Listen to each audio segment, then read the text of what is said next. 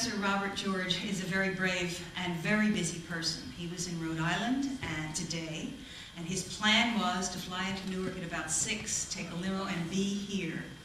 And those of you who struggled through the winds tonight know, or who listened to the radio, know that the winds interfered with planes, and his flight was canceled, and he called me from a limo. He is driving in this direction at top speed, but the traffic is bad.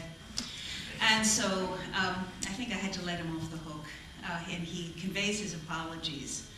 However, he has recruited, and this is a substitute, who is Colleen Sheehan. She is a visiting professor in the Madison program here at Princeton, and a scholar of the American founding. So I think we are very fortunate to have this person, and let us welcome her.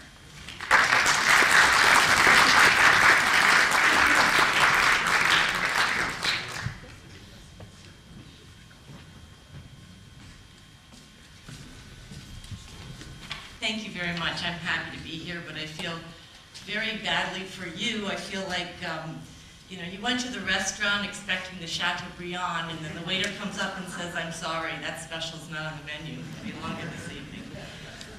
I have some handouts coming around, a few quotations from the founders, because Robbie told me that what you're doing is attending a series of seminars on the topic of utopias, and that he was asked to speak on the subject, but he said, "Well, I don't really do utopias." And so he was going to talk on the American founding as sort of an anti-utopian ideal. So in the last hour, I've entitled this talk, "The Realism and Ideals of the American Founding," which probably sounds contradictory. And in one sense, it is to the modern imagination, but it certainly wasn't contradictory, I don't think, to the founders' vision of what they were about. The founders were realists, which I don't mean Machiavellians. In fact, a number of them spoke out very strenuously against Machiavelli, but they were also committed to certain ideals and aspirations of what they thought was the highest political aspiration, that is, of making popular government work, of actually finding a way that we could set up a political system in which the people would be capable of governing themselves. Anticipating Mark Twain, they might have said something about utopian political philosophy, that it's a bit like Wagner's music. It's not as bad as it sounds. The problem with utopian thinkers is that in spite of the dreamlike idealism and often beautiful reveries, you really find this, for example, in some of the thinkers leading up to the French Revolution, that the object of utopian thought is to change human nature. I didn't say human character, I said human nature. To change human nature so that oppression, however that might be understood, is no longer viable in this world. That's what Marx, for example, tried to do, to change the very nature of man. Some would argue that there's perhaps no greater tyranny or source of tyranny than those thinkers in that kind of politics, which tries to eliminate all tyranny from the world as we know it. Now, the founders took human nature as it was, a combination of good and evil, and tried to create a political system that both regulates the selfish passions and interests of human beings, and, to the extent possible, would foster the better qualities of the human character. If you might take a look at the handout, I've tried to find a few things that I think captures these kinds of ideas, both realism and the ideals of the founders. Hamilton said in one of his early writings, citing Hume, "Every man must be supposed a knave, And what he meant by that was not that all human beings are wicked, but that the supposition in politics, if we really care about this idea of the rights of mankind, is that we have to suppose that human beings are tempted to abuse whatever power or privileges are given to them. So every man must be supposed a knave. And in this, he looked, the founders were great students, of course, of ancient history, and particularly of classical Rome and of classical Greece. And I don't think it was so much that they disagreed about everything that the classics were up to. In fact, some agreed more and some agreed less. But that one of the problems that some of them perceived in classical thought, for example, the thought of Plato, and it might be because they didn't always understand Plato. Probably the most idealistic of the American founders was Jefferson. And there was probably no one who hated Plato more because of his idealism. But Hamilton's view was that if you go in search of these sort of creating a utopian society, you will end up at best failing, and at worst accomplishing exactly what you were trying to avoid. And this is a quotation from Hamilton from some of his earlier years. Of course, unfortunately, he didn't have that many years in toto.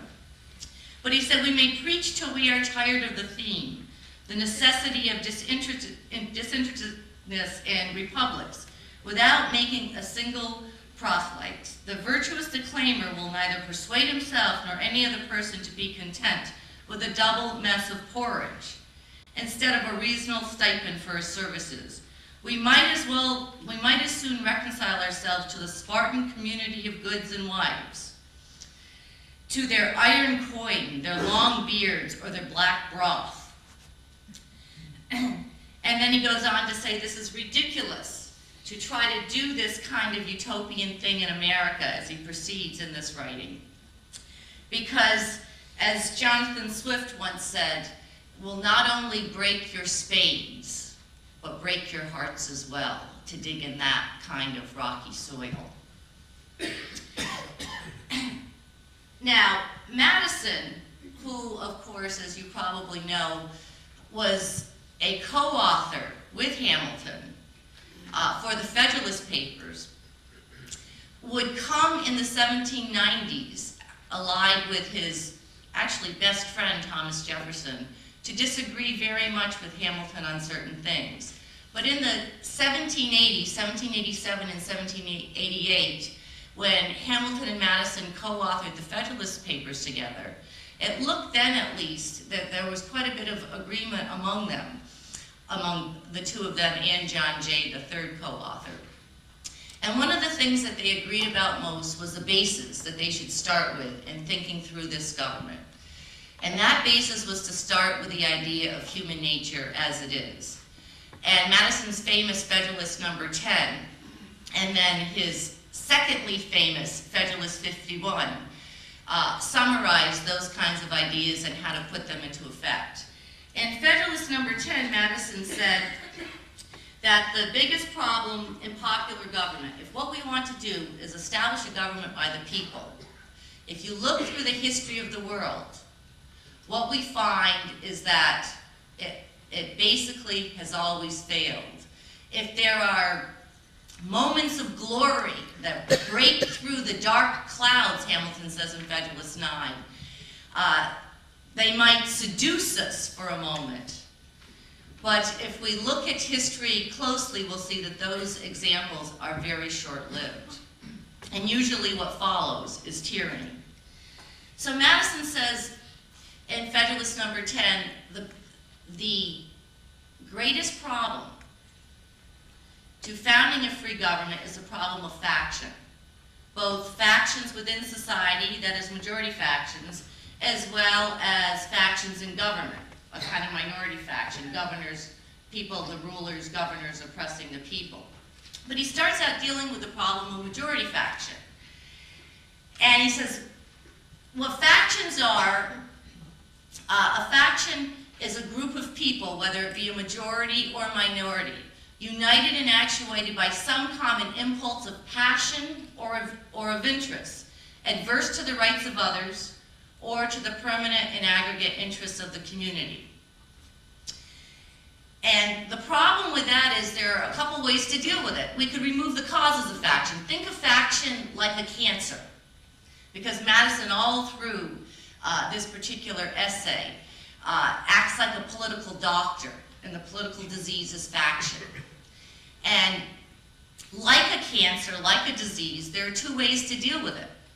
You can remove the causes, or you can try to control the effects.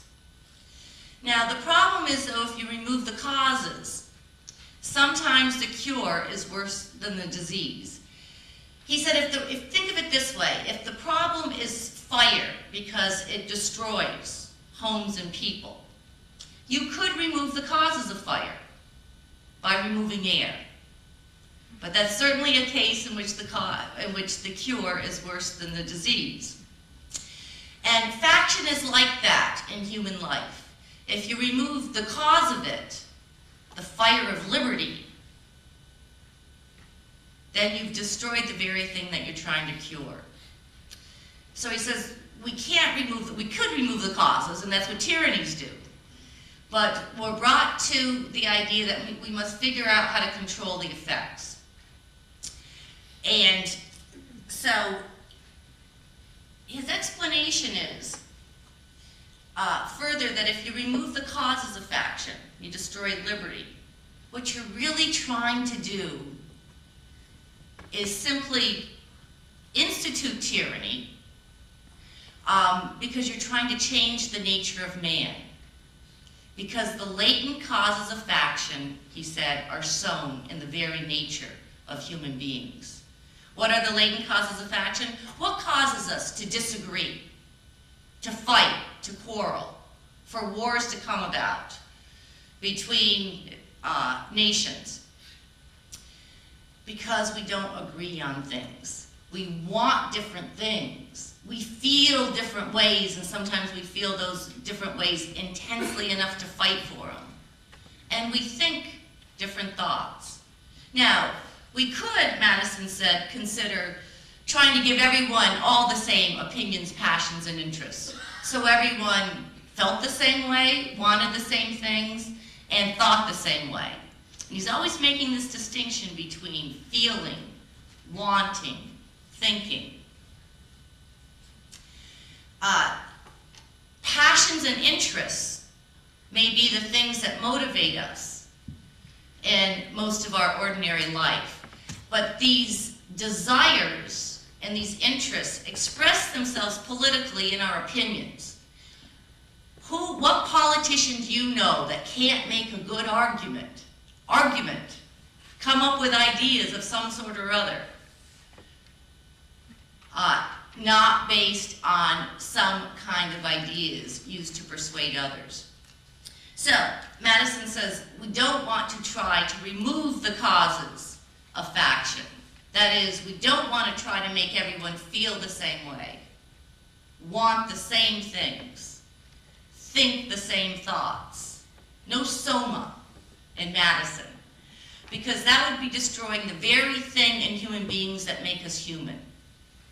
That is the freedom that's at the very foundation of everything we are.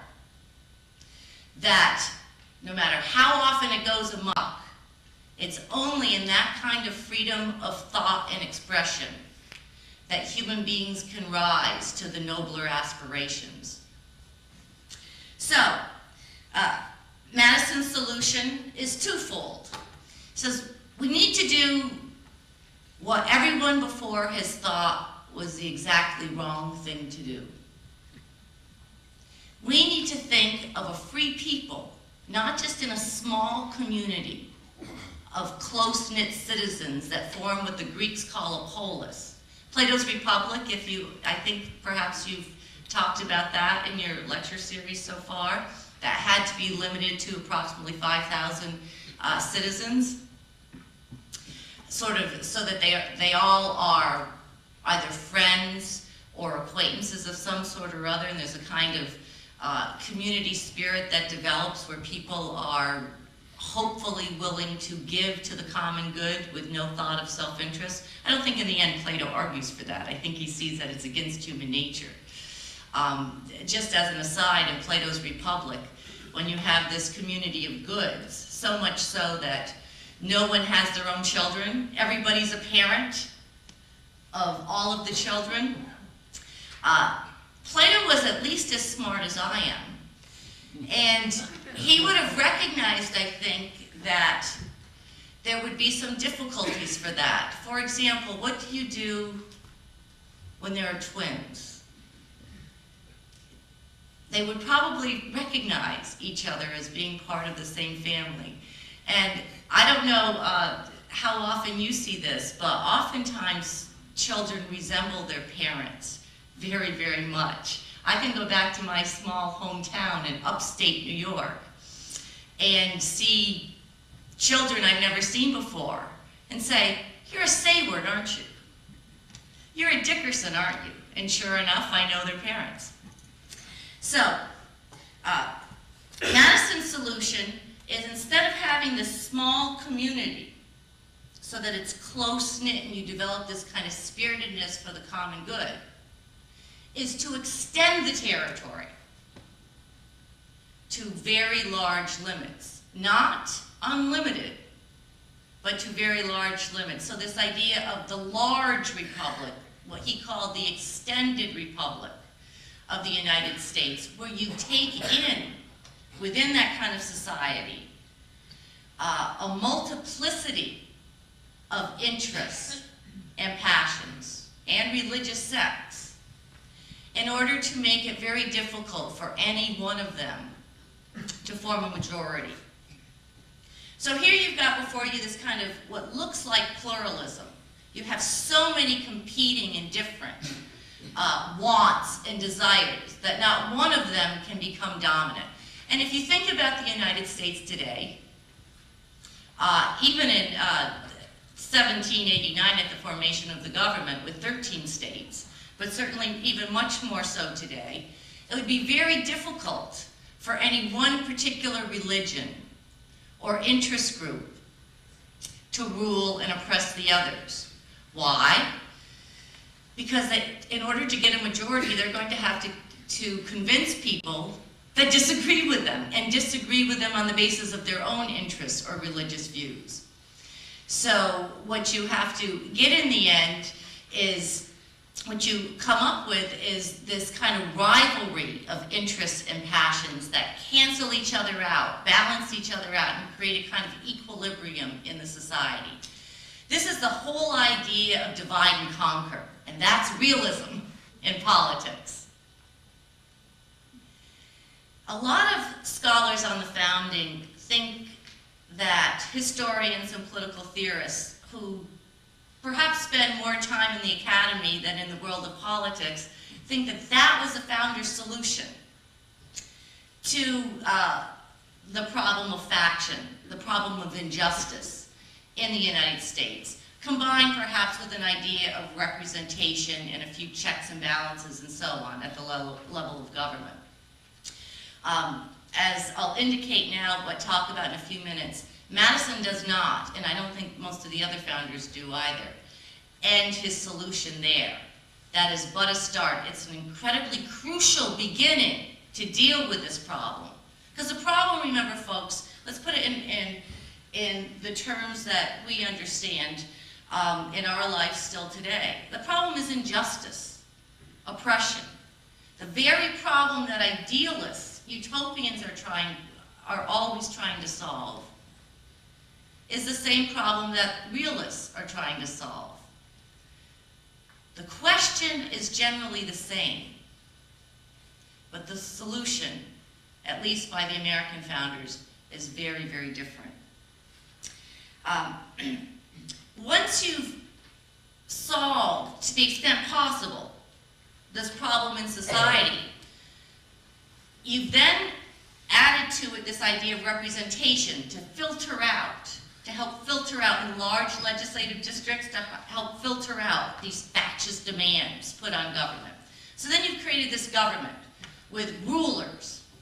People, in other words, politicians. So you've created another problem, a problem that we're all too familiar with. So then Madison says in Federalist 51, and I've included a quote from that here, that once you've set up government, then you've got to deal with the problem you've created there. Oftentimes, in life as complicated as it is, to solve one problem, you actually create another. And so you have to go down through a list until you get to a final solution. So Madison says in 51, how do we then prevent government from becoming tyrannical? Well, he says, let's separate the powers of government. And the founders generally agreed on this. They learned much of this from Montesquieu. And again, it's divide and conquer. But once you've separated the powers of government, how do you prevent one from aligning with another to overpower the third? Because sometimes when people find it in their interest to do that, they will form all kinds of coalitions, no matter what strange bedfellows they might make. So Madison says this in Federalist 51, and it's a second quotation on this sheet. It may be a reflection on human nature that such devices, separation of powers, checks and balances, and then further separation of powers within the legislature, bicameralism, further separation of powers between the national government and the state governments, federalism, that these kinds of prudential devices should be necessary to control the abuses of government. But what is government itself but the greatest of all reflections on human nature? If men were angels, no government would be necessary. If angels were to govern men, neither external nor internal controls on government would be necessary. In framing a government which is to be administered by men over men, the great difficulty lies in this. You must first enable the government to control the governed, what we just talked about in terms of Federalist 10, the society. And in the next place, oblige it to control itself. There's a cliffhanger here, though. A dependence on the people is no doubt the primary control on government. A dependence on the people is no doubt, however, the primary control on government, but experience has taught mankind the necessity of auxiliary precautions. Okay, so Madison institutes, and the framers at the Constitutional Convention in Philadelphia of 1787, and then of course ratified by the people of the 13 states ultimately, they institute more measures to divide and conquer. Separation of powers between the three branches of government. Checks and balances in which you blend the powers to a certain extent. Why? To actually prevent them from coalescing. Now, something else that at first sight probably doesn't seem to make sense, but that's precisely what we've done in our system, and that's embedded in the Constitution. Why does the president have a veto power over legislation? That's a legislative function. Why is the executive part of the legislative power? In order to check the legislature. But still, we don't want that to become an executive power. It's only supposed to be a veto, which creates all kinds of questions about line item vetoes and so on. So the Constitution then calls for the possibility of a legislative override of an executive veto, so that the legislature will have the final say in what is. Legislation is a legislative power, and the executive partakes in it only to check the legislative branch. And of course, there are many other examples of this too. The treaty-making power is an executive power, but the Senate partakes of that in order to check it. The nomination and confirmation of Supreme Court justices is, of course, a perfect example of this. And both branches, it's an executive power, but the Senate has a voice in it in order to check the executive branch. Why? Because we don't trust politicians to always do the right thing. And this comes right out of our founders' realism. The essential reason for this, Madison says, and here he's fairly lofty in explaining his goals. This, by the way, is inscribed in the rotunda of the Pennsylvania House of Representatives. If you, the Pennsylvania House of Capitol is thought to be, by many, the most beautiful of all state capitals in the United States. Now, I haven't seen them all. I've seen a few, but I can certainly say that Pennsylvania's is absolutely gorgeous. And if you walk into the rotunda and you look up, you see this inscribed on the wall in a most prominent place. Justice is the end of government. It is the end of civil society. It ever has been pursued and it ever will be pursued until liberty be obtained, or until liberty be lost in its pursuit.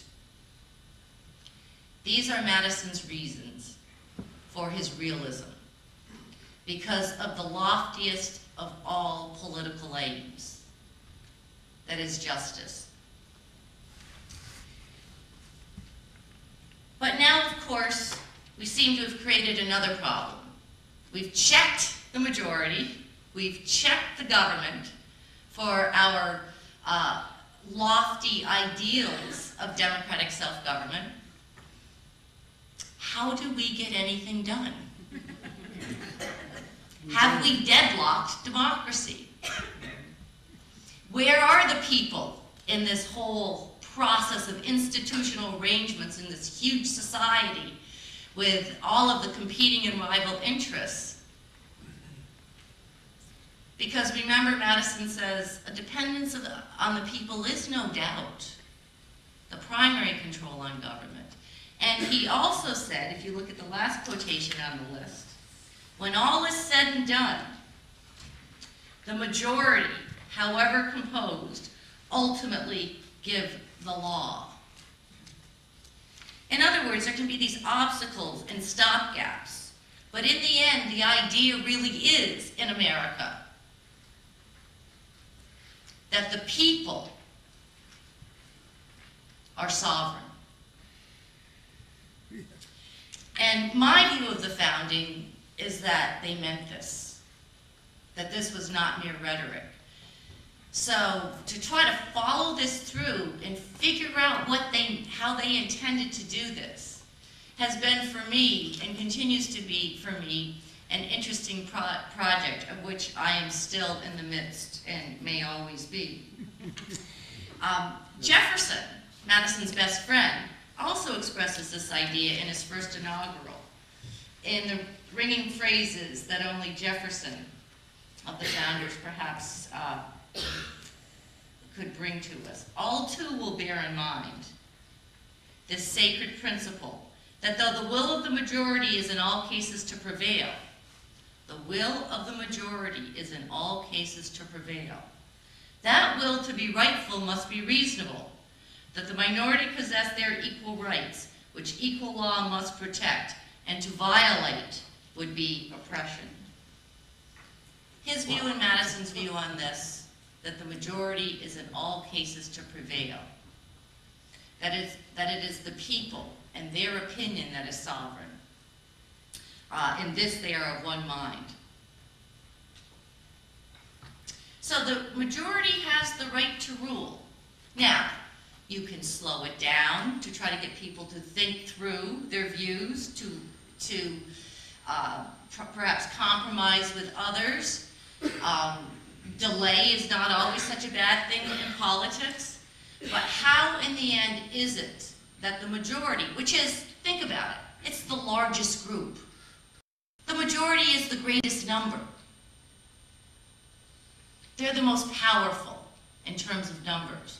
But it doesn't mean that they necessarily have right on their side. And this is the problem. How, if we want free government, a government by the people, how do you put right and power on the same side. Because we all know of instances, too many instances, throughout human history in which what the majority demanded was not right. I mean, the greatest example, of course, in our history is the institution of slavery. The case in which what the majority demanded and got was such that it was the essence of tyranny to others. And that can't be free government. That cannot be free government. But minority government is not free government either. So the challenge in America was, is, and always will be, as long as we are or want to be a free people, how to place power and right on the same side.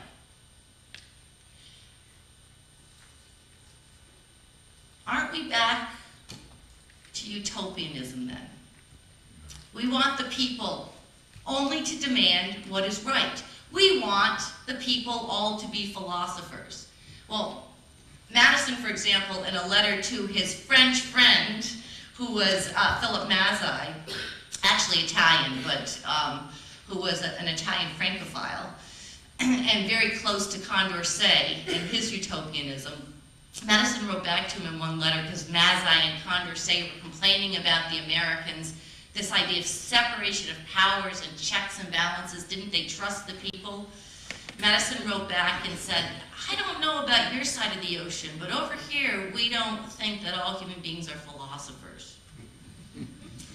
Which doesn't mean, of course, that we don't think human beings are capable of education. So, there's a distinction between trying to change human nature, trying to become, where everyone would become a part of the philosophic race of kings. That's something different than an education to decent standards. So let me ask the question this way. If in the final analysis, when all is said and done, the majority will get what they want, because even with these processes of checks and balances and so on,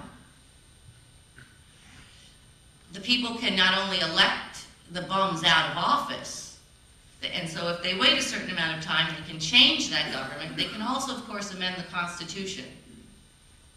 And I'm only talking now about the actual constitutional processes and not the right of revolution.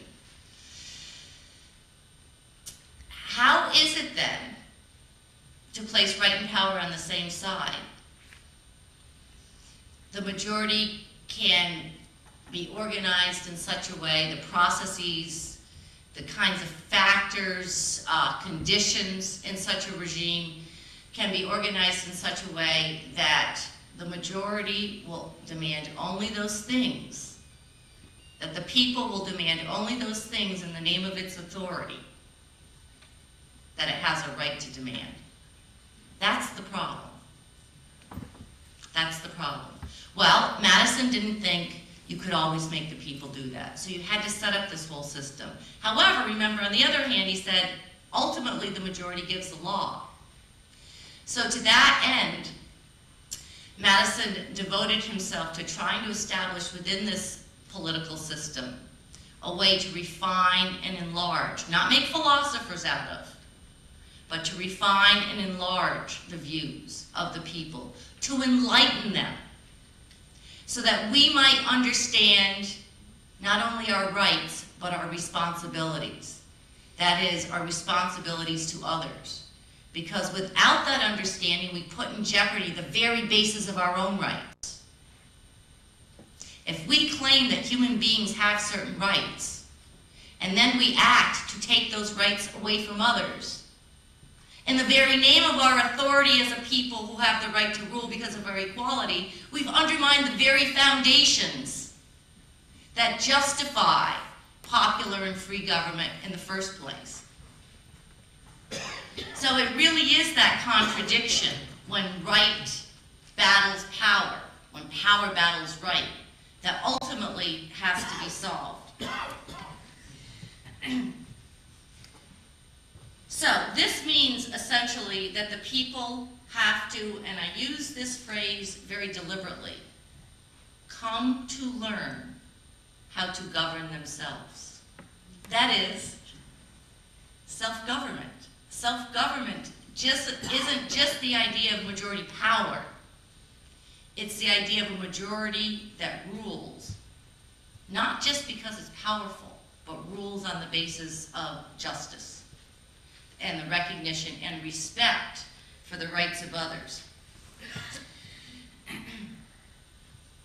I think, and I'm not going to go into quite all the ways that Madison planned to do that at this point. I'll mention just a couple. But this is where I think Madison goes much beyond, and the founders go much beyond the general interpretation of scholars in the founding. That is, the very processes themselves are processes of communication and deliberation that are built into the system. The idea is that it'll be hard to form majorities, so public opinion won't be fixed easily and be able to a majority faction won't be able to work its wiles through the government officials who will want to respond to them so they'll be reelected. So you make it difficult to fix public opinion.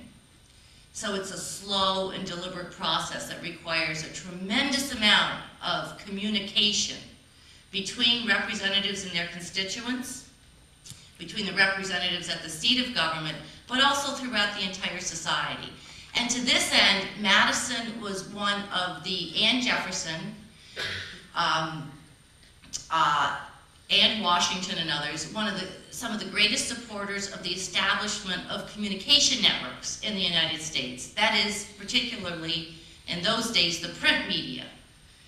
And the idea was that these ideas would be talked about in the papers, as they are still today in op-ed pieces, and that they were developed throughout the land in order to try to form this kind of national majority, coalition of a majority of the entire society. That this would be done through an elaborate, some of which is political, some of which is more societal and outside of government, an elaborate system of communications and deliberations throughout the land. And Madison tasked especially what he called the learned professions with a responsibility to the public to express those views in the newspapers, elevate public understanding, and actually bring us together in that way through our understanding, and not just our selfish passions and interests, but through our understanding, a union of sentiments and views in which we form one common public opinion on the most important questions. For example, on the principles in the Bill of Rights, that we come to understand those things and become dedicated to them. And in that sense, we become one people that understands not only our rights, but our responsibilities. Let me just spend just a few minutes, not many, in conclusion by looking at what Robert Frost said about this. I think of Robert Frost as America's poet. And the more I read Frost's poetry, the more I think that no one understood the American founding any better than Robert Frost. And perhaps no one captured it in words any better than Frost did. At President Kennedy's inauguration in 1961, the Capitol blanketed with freshly fallen snow and capped by a glaring winter sun, Frost was scheduled to read his newly composed poem entitled Dedication. The conditions made it impossible for him to see the pages. Maybe some of you remember this, watching this. So instead, he delivered from memory an older verse. He delivered from memory an older verse, a poem about the American Revolution, about what he said, about what Madison may have thought. The land was ours before we were the land's, Frost recited. And later, in discovering within ourselves what had been withheld, we became the possession of the land. Frost's lines remind us of the ultimate sacrifice made by men whose bodies rest in soldiers' graves across the original 13 states. They also evoke the cause to which our founding generation gave themselves wholly. In surrender to the land, we became, quote, her people. The gift made us true proprietors, owned by the land which called us to own ourselves.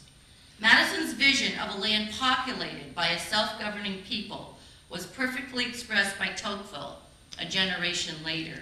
Quote, I saw in America more than America, unquote. Madison's dream for America, Madison's realistic idealism, Madison's dream for America, like the soldier's sacrifice, was a gift to us that never could be and never was intended to be repaid. It was, quote, the gift outright. Now, a few years earlier, when Frost delivered a talk to the graduating class of Sarah Lawrence College in 1956, he chose as his themes there freedom and self-government. I've never particularly valued the freedom that's conferred on me, he remarked. I value myself on the liberties I take, and have learned to appreciate the word unscrupulous. There's a certain measure of unscrupulousness in bending a story one is telling, he said, for example, in not being a stickler at trifles. I do not mean you should lie, Frost said. That would be corruption. But you should leave out what you don't want to say. Like Toynbee, when he writes about the history of the world, you know, he leaves Vermont out. Unscrupulous. Frost believed that we should especially be unscrupulous in our thinking. Too much uncertainty is just so much timidity. There are some questions that we pick up in college or along the way that are worth picking up again and again the rest of our lives. We should treat them like knitting, Frost said, that is kept to pick up at odd moments. We should pick them up not in a spirit of uncertainty, but to knit about, quote, to have ideas about. I don't mean just to opinionate about, Frost said. Opinion is just pro and con, having your nose counted. No, I mean things that you form ideas about.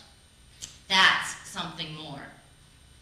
One of the things I've been knitting about lately, Frost said, is this thing called the dream. It gets thrown in my face every now and again, and always by someone who doesn't believe it has come true. When I pick it up, quote, I wonder what the dream is, or why. And the next time I pick it up, I wonder who dreamed it. Did Tom Paine dream it? Did Thomas Jefferson dream it? Did George Washington dream it? Gouverneur Morse? Lately, I've decided, Frost told his audience, that the best dreamer of it was Madison. You see, I've been reading the Federalist Papers lately, he said, and I wonder if Madison's dream is a dream for us today and for future generations, or has it gone by? Can we treat the Constitution as if it is something gone by? Can we interpret it out of existence? Does it mean something different every day until it won't mean anything at all? And until it wouldn't mean anything at all to Madison. In the course of his address at St. Lawrence College, Frost recited two of his favorite poems, The Gift Outright and Birches. The first poem he tells us, is about the American Revolution. The second poem we have to interpret for ourselves. Now, having grown up in the Adirondacks on Lake Champlain, I feel like I know the places Frost is talking about. I know the tempo and accents of rural life that he is remembering from his youth. I know how the white birches are like nature's lights on a country road after dark. And I know what happens to birches in New England ice storms. In 1996, a devastating ice storm hit New England. My family lived through the storm, day after day without electricity, without heat, without news from the rest of America. All life seemed to stop and bow down before the enormous power. The birches knelt to earth under the hoary weight, prostrating themselves like novitiates at evensong. Later the sound came, not like anything that could be described in earthly terms. With the returning sun, the trees shed their crystal shells, quote, such heaps of broken glass to sweep away, you'd think the inner dome of heaven had fallen. Many of the birches, dragged to withered bracken by the load, never righted themselves. And still today in the Adirondacks, you may see them bent down on hands and knees, their trunks arching and their leaves trailing in the woods, like, as Frost said, quote, girls that throw their hair before them over their heads to dry in the sun. You see, Frost said, the thing is the measure. I should prefer to have some boy bend the birches and ride them down and take the stiffness out, he wrote. A boy who learned all there was to learn about launching out too soon, and so not carrying the tree away clear to the ground. He always kept his poise to the top branches, climbing carefully with the same pains you use to fill a cup up to the brim and even above the brim. Then he flung himself outward, feet first, with a swish, kicking his way down through the air to the ground. So was I once myself a swinger of birches, Frost admitted, and so I dream of going back to be. I think of climbing black branches of a snow-white trunk toward heaven, till the tree could bear no more, but dipped its top and set me down again. The boy who swung on birches knew just how far he could bend the tree until it could bear no more. You see, he was unscrupulous in his climb up, but he also knew the measure. He knew not to launch out too soon and bring the tree to its knees, but to let it dip and set him down again. Madison's dream, like the New England boy's dream, was a dream of ascent into freedom. It was a dream not so much of liberty conferred as in liberties to be taken. He challenged Americans to a new and more noble course, to climb the top with poise, and then to launch out feet first with a swish. He encouraged Americans to use their freedom to form ideas, not just to have opinions pro and con, but to craft ideas and knit them into the broadcloth of the public mind. Amongst his peers, Madison was indeed an unscrupulous Democrat, but he always knew the measure. Measure always reassures me, Frost said. Now I think I know as of today what Madison's dream was. It was just a dream of a new land to fulfill with people in self-control. In self-control, that is all through his thinking, unquote. Frost said Madison's dream was to occupy the land with character. That's another way to put it, to occupy a new land with character. Frost saw that there was perhaps a certain measure of American unscrupulousness and bending and shaping the land to our character. He admired it because the thing is the measure. Thank you.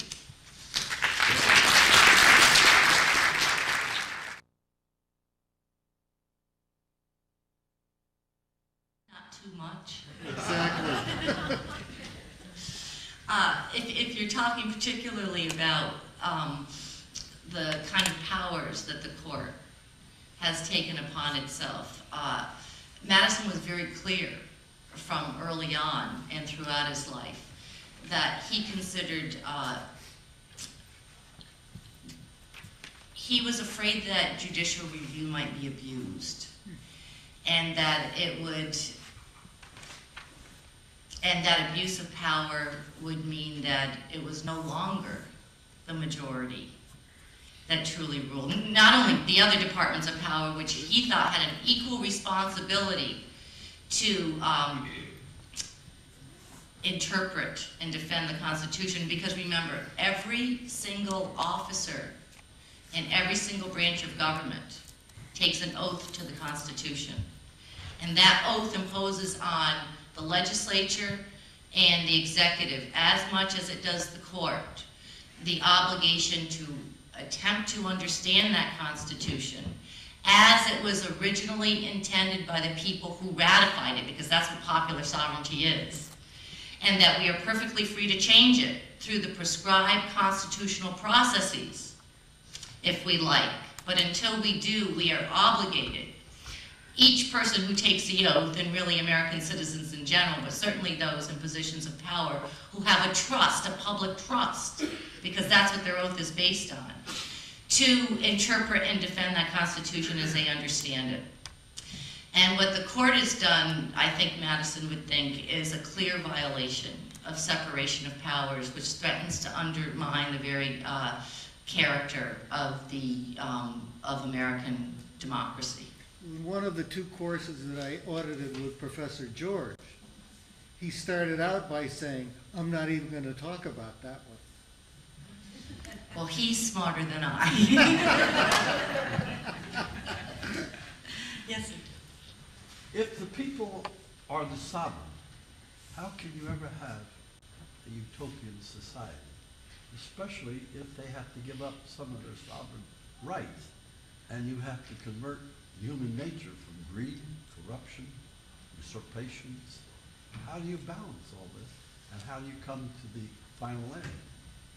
Well, the founder's view on that is that you can't have genuinely free government, popular government, free popular government that preserves the very rights on which itself is claiming its authority. You can't have that and have utopia at the same time.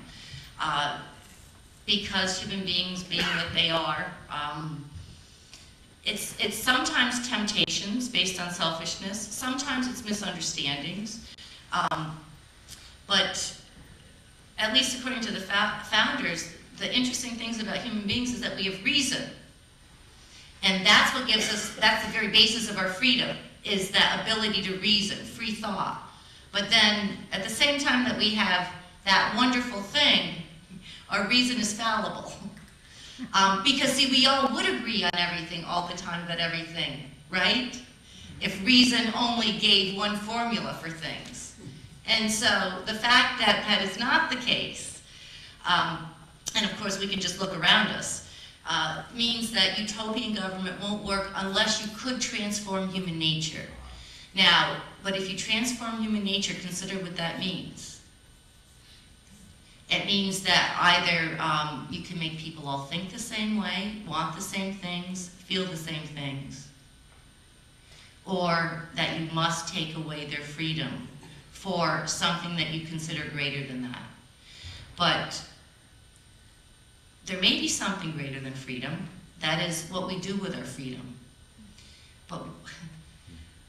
But that's what freedom is in its best sense. It's the means to something else, to nobler aspirations. What Lincoln would later call, he said the idea is that given human nature, what the best of all free governments does is appeal ultimately to the better angels of our nature. So can we ever have a cloned alien society? I don't know if we can. I only know that it would be the last thing in the world. It would destroy any possibility of human dignity.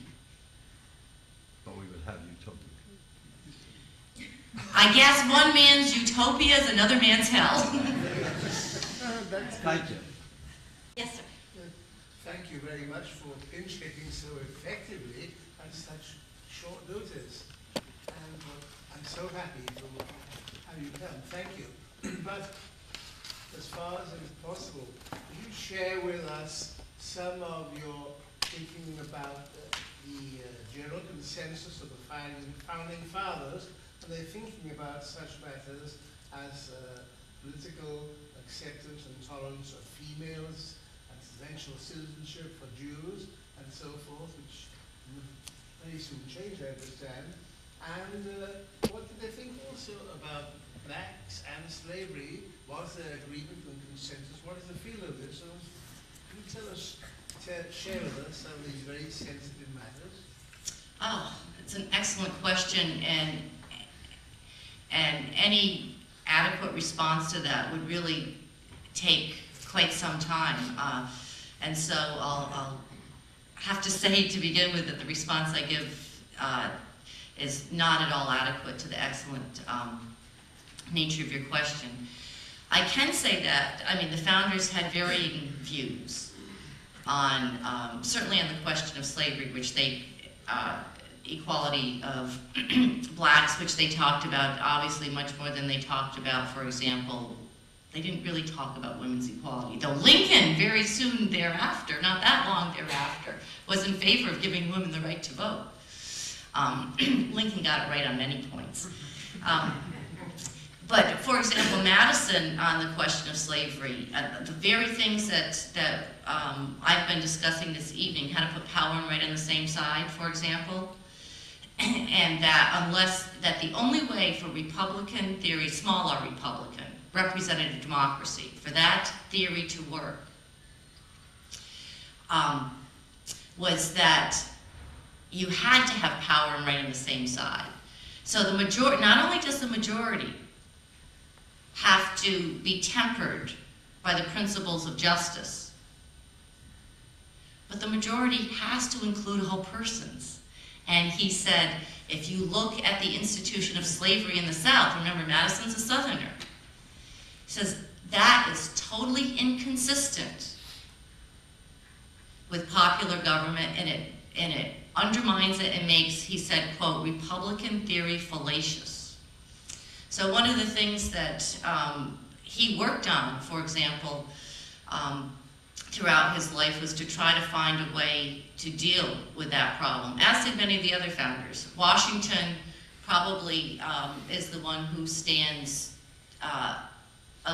those who held slaves, for example, is the one that, looking back at the founders, was the most astute in how he dealt with that. Unlike Jefferson, who got himself into so much debt, it's too much French wine, and was unable ultimately to do some of the things that he himself, he said that, what Jefferson said about slavery was referring to it, he said, talking about the justice and injustice of it, he said, I tremble for my country when I reflect that God is just, and that his justice cannot sleep forever. Anticipating, in fact, the Civil War. Madison called that the problem between North and South and the problem of slavery, that was the greatest problem that America faced, not just both theoretically and practically. So there's a lot of good thought that goes into that question. And my reading of the founding is that the founders is that the majority of them are actually opposed to slavery. There's a question, for example, at the Constitutional Convention about maybe Charles Pinckney. But Gouverneur Moore stands up and calls slavery the curse of hell. George Mason, I mean, the list goes on and on. There was a general understanding, I mean, that's why they called it a necessary evil. Because, remember, the noun there is evil.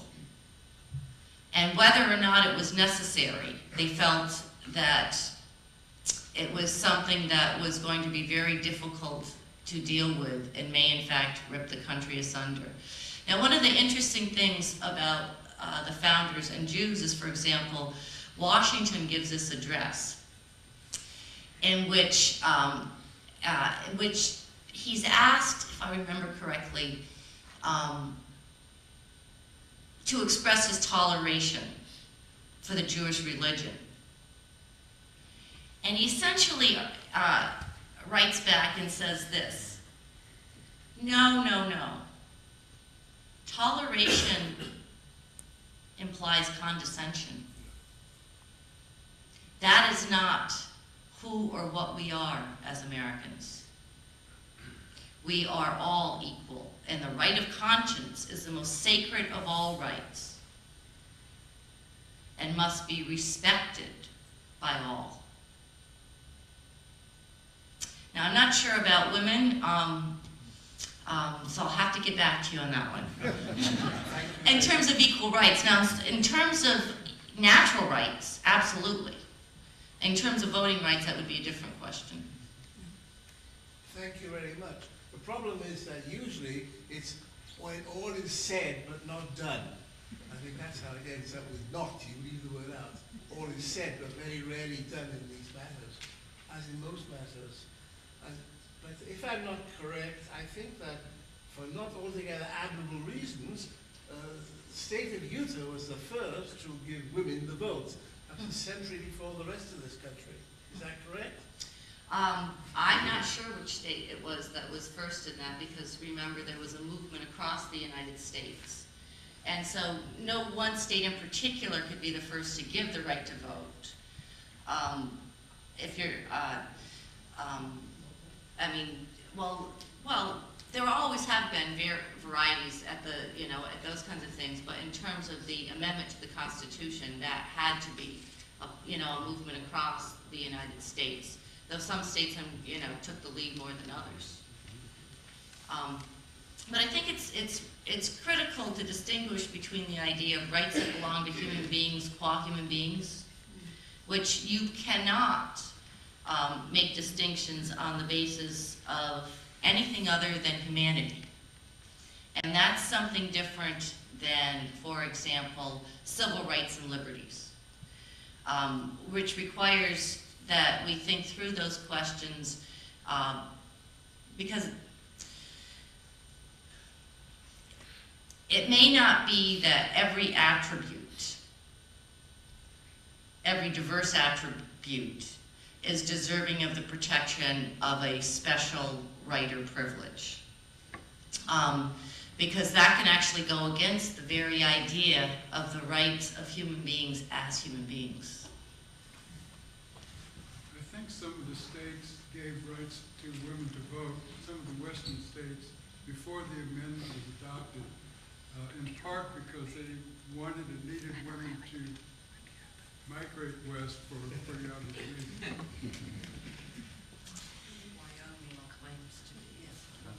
reasons. Would you comment on what the founding fathers thought determined right? Did the majority determine right, or did they conceive that there was a right that existed outside the human experience? They didn't think that the majority determined right. This was, I would say, almost universally agreed by the founders, that rights are not given because a group of people say you have them, or, because if that's the case, they could also say you don't have them. But the agreement is expressed, summarized in the Declaration of Independence, that these are rights not that governments give to human beings, or that one group of people gives to another group of people, but these are inalienable rights, by which they meant natural rights. That these are rights that apply to all human beings at all times and at all places by the very virtue of our humanity. And that's what the American Revolution, according to the Declaration of Independence, was based on. We hold these truths to be self-evident, that all men are created equal, by which, by the way, I think the founders meant, I'm persuaded what Jefferson means there by men is all human beings. Because in the original draft of the Declaration of Independence, all human beings. In the original draft of the Declaration of Independence, he uses the word men 3 times. And the third, all men are created equal, governments are instituted among men, deriving their just powers from the consent of the governed. And the third time he uses it, he's talking about the practice of slavery. That despicable trade that King George III is fostering, in which men are bought and sold. Now those men are not white, and they're not just males. But this was typical of the 18th century to use the word men in the sense of the species. Because the rights of mankind kind means nature, the rights of human nature.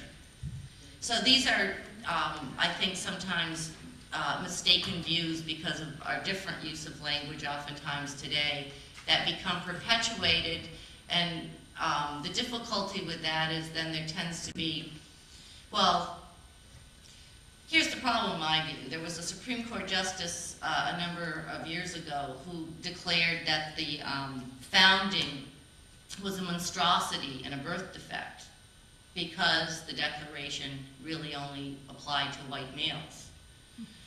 And of course, the difficulty with that is, if we get rid of that, those ideals, not utopian ideals, but highest inspiration for human beings, what do we substitute in their place? If these are not natural rights of all human beings, and we as a community have a place in which we can look to, understand together, come together in our common tradition, based on common principles, if we get rid of that, what is it that Americans want to put in its place? Would it be the idea that rights come from desires? Whatever we demand, whatever we think is our right is our right? Of course, that creates all kinds of problems, because other people might have rights as well. And then we're into the same problem of injustice. Yes, ma'am. Hi, a wonderful talk. I was just wondering, in the context of the founders, could you comment on what happened today with the removal of that judge over the Ten Commandments and Bill of Rights monument? He was removed today because of that, by that judge. I think it's individual. Well, you know, I saw on the news yesterday, no, I read in the paper, I think, this morning, and I didn't know the actual decision on that. I thought I was going to be in my office all day just typing at the computer, so I haven't seen TV, I haven't been out in the world, and unfortunately I wasn't dressed for the occasion either. So he was removed by another judge. That is suing. I think he's Okay. sued because he was removed. Well, I'm sure it's not the end of litigation in the matter. That's the one thing that you can always count on. And you know, he'll run for governor. That's let me only say this, because I don't know enough about what their ruling is and what he's planning to do next. But these are very serious matters in America, how we understand the relationship, for example, between religion on the one hand and politics on the other. Is the only way to protect politics to require that religion has no public space, for example. Well, Washington said that religion and morality are indispensable supports of Republican government, small r Republican government. Because he said that, for example, consider when you swear, when you go into a court of law, and somebody's life may be hanging on this. I'm elaborating now on the idea he was putting forth. Somebody's life is in the balance in this murder trial, and you're a witness. Why should you tell the truth? Why? It's required. Why? What if they can't catch you? Because it's your responsibility to society. Responsibility to society. Right. That's the reason. I think that's a good reason. A responsibility to others. Responsibility to yourself.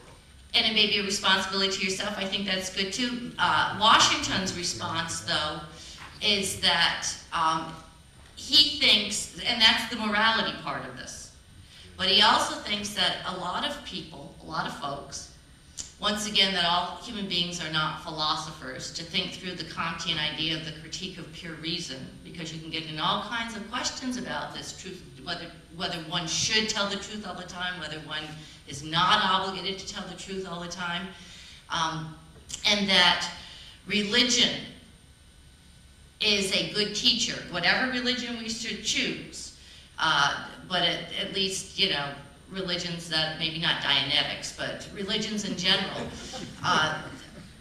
teach us the basic tenets of morality. And so he thought that it would be foolish to remove that kind of support, to try to undermine it, to attack it, to abolish it, because a society which perhaps doesn't believe in anything human beings who can see nothing higher than our petty selves will develop systems and institutions that are no higher than our petty selves. So I don't mean just to focus on religion simply, but religion and morality, questions, ways that we learn right and wrong. Just in general, sensible terms, it might be prudentially a mistake to try to abolish those things. Now, of course, as you well know, the Supreme Court still, I mean, there are all these kinds of traditions in America, and opening sessions with a prayer and so on. Most state legislatures open, they rotate through the different religions and so on, who will give the prayer that day, but they open sessions with a prayer. And no pun intended, but God knows the politicians need it.